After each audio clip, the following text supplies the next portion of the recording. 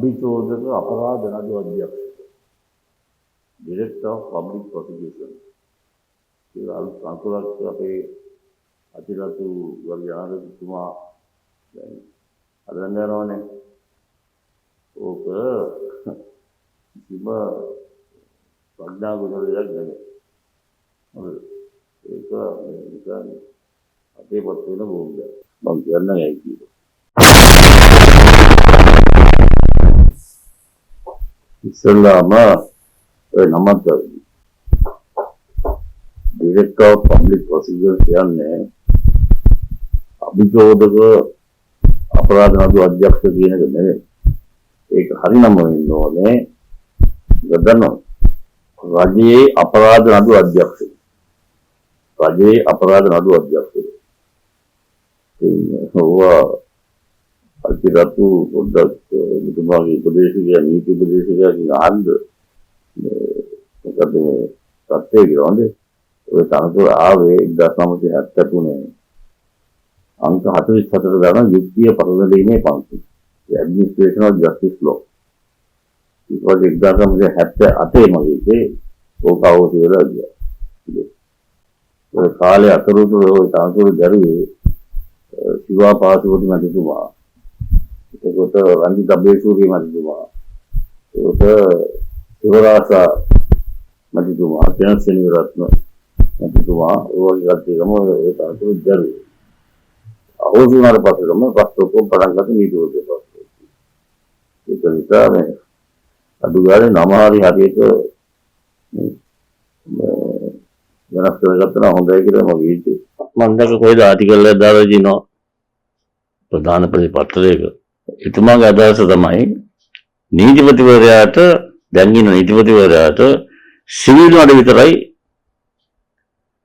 බාර ගන්න පුළුවන්. සිවිල් නඩු විතරයි අධිශනය කරන්න පුළුවන්. ඔය අධිචෝදක කාර්යාලය කියන එකට තමයි ඔක්කොම අපරාධ නඩු යන්නේ. හරිද? එතකොට කවුද දන්නේ මේ රජයේ ප්‍රධාන නීති නිලධාරියා නේද? අධිචෝදක කාර්යාලයද නැත්නම් නීතිපතිද කියලා. දැන් මම දැක්කේ එතුමා කියනවා නැත්නම් එතුමාගේ නාලින්ද්‍ර ජයතිසරි කවුරුද කියනවා පිටරට අර මේ වගේ තියනවලු. ඒක හරි. DPP ඔෆිස් එකක් තියෙනවා පිටරට වල. හොඳද? අපේ රටේ තිබුණා. හැබැයි හිටියේ ඒක නීතිපතිවරයයි. ඒ සිවිල් අංශයයි අපරාධ අංශයයි පාලනය කරේ නීතිපතිවරයා. ඒක මම කියන්නේ. The Attorney General is the chief law officer of the state. Chief law officer. නීතිපතිවරයා තමයි රජයට උපදෙස් දෙන්නේ. මම උදාහරණයක් දෙන්නේ ඔය කරන මොඩියෝඩම් වෙන ප්‍රශ්නය. අපි හිතමු උදාහරණ නිලධාරීන්ට විරුද්ධව කවුරුහරි පැමිණිල්ලක් දානවා වන්දි ඉල්ලලා. ඒතකොට දැන් අතිරත කියන විදිහට ඒක වැටෙන්නේ දැන් ඉන්න නීතිපතිවරට. නීතිපතිවරට හොඳේ. එතුමා ඒ ඉදාම්බර නිලධාරීන්ට පෙනී සිටීමට බාර ගන්නවා. හොඳේ. ඒ අතරතුරේදී තා පැමිණිල්ල කරන CID එකට ඒ පැමිණිලි කාර්යාම අපරාධ පැමිණිල්ලක් දානවා. CID එකෙන් අපරාධ නඩුවක් දානවා ඒ වගඋත්තරන්ට විරුද්ධව. එතකොට මොකද වෙන්නේ? ඒක සිවිල් නඩුවේ නීතිපතිවරයා ඒ යුදාමුදා නිලධාරීන් වෙනුවෙන් පෙනී සිටිනවා. අපරාධ නඩුවේ එතකොට කවුද වෙන්නේ? අපරාධ නඩුවේ කොහොමද අධිචෝදක මොකක්ද ඒක වෙන්නේ? ඒක මම කියන්නේ.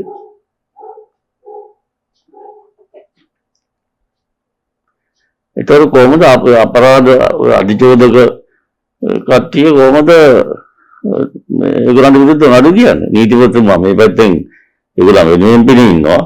අධිචෝදක කාර්යාලයේ ඒගොල්ලන්ට විරුද්ධව නඩු දාලා. ඒක වගේද? එනවා පිටරටවල් තියෙන කතන්දරේ. ඒක හරි. හැබැයි මේකයි වෙන්නේ. එක නීතිපතිවරයා ඉන්නේ. සමහර රටවල ප්‍රධාන පෙළ රටවල දැන් පිටරටවල ගත්තොත් දැන් ප්‍රධාන පිටරටවල ගත්තොත් එහෙම එතන නීතිපතිවරයා පත් වෙන්නේ කොහොමද දන්නවද? සමහර වෙලාවට සමහර රටවල් වල එයා ඡන්දය ඉල්ලලා පාර්ලිමේන්තු එකේ මන්ත්‍රීවරයෙක් වෙනවා. ඊට පස්සේ කැබිනට් එකෙන් එයාව පත් කරනවා නීතිපතිවරයා හැටියට. මේක නීතිපතිවරයෙක්. ඉතින් රටවල් ගානක් ඔය ඉන්න පුළුවන් ඉතින්. හැබැයි එක නීතිපතිවරයයි එයාට තමයි සම්පූර්ණ නීති පද්ධතියේ විධායක තත්ත්වය ක්‍රියාත්මක වෙන්නේ. තේරෙනවද කියන්නේ? ඒ කාලේ තිබුණා අපේ නීතිපතිවරයෙක් හිටියා. එතුමා යටතේ සොලිසිටර් ජෙනරල් හිටියා.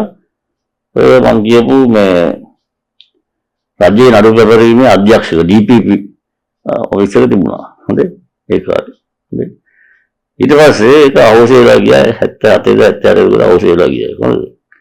හැබැයි එතනත් නීතිපතිවරයා තමයි උඩින් හිටියේ. හොඳේ අවශ්‍ය වුණාට පස්සේ ওই දෙකම කලවම් වුණා. ඒ කියන්නේ අපරාධ අංශයේ හිටපු කට්ටිය සිවිල් නඩු කරන්න පටන් ගත්තා. සිවිල් නඩු කරන කට්ටිය අපරාධ නඩු කරන්න පටන් ගත්තා. ඒක තමයි නීතිපති දෙපාර්තමේන්තුවේ වෙච්ච ප්‍රශ්නය. ඒක මම කියන්නේ. අද මහාධිකරණය හෙට සිවිල් අධිකරණය. හෙට අද අනුරාධපුර මහාධිකරණය මිනිමැරීමක් හෙට කොළඹ සිවිල් අධිකරණයේ වන්දි නඩුව. එනවා කියන්නේ ඕනෝක වුණේ. ඒ කාලේ වගේ දෙක බෙදලා තිබ්බනම් හරි එක නීතිපතිවරයෙක් යටතේ. අනිත් එක මේ නීතිපතිවරය දැන් අපරාධ අංශයේ හරි අපරාධ නෙමෙයි නීතිපති දෙපාර්තමේන්තුවේ අපරාධ නඩු 1000 ගණනක් තියෙනවා. හරි. දැන් එතකොට දැන් උතෙන්ට අලුත් එතුමා කියන අධිචෝදක මොකක්ද ඒක පත් කරොත් එහෙම එතකොට ඒ නඩු ඔක්කොම ටික එතෙන්ට යනවා. සමහරක් ඒවා අන්තිම හරිය තියෙන්නේ. පාර්ට්වර්ඩ් කේසස්. අඩක් කරුණු නඩු හොඳේ. ඒතර රජ්‍ය නීතිඥවරු එතෙන්ට යන්න ඕනේ. දැන් අලුත් රජ්‍ය නීතිඥවරු එතෙන්ට දැම්මොත් එහෙම යට ඕකෝට පාඩම් කරන්න වෙනවා.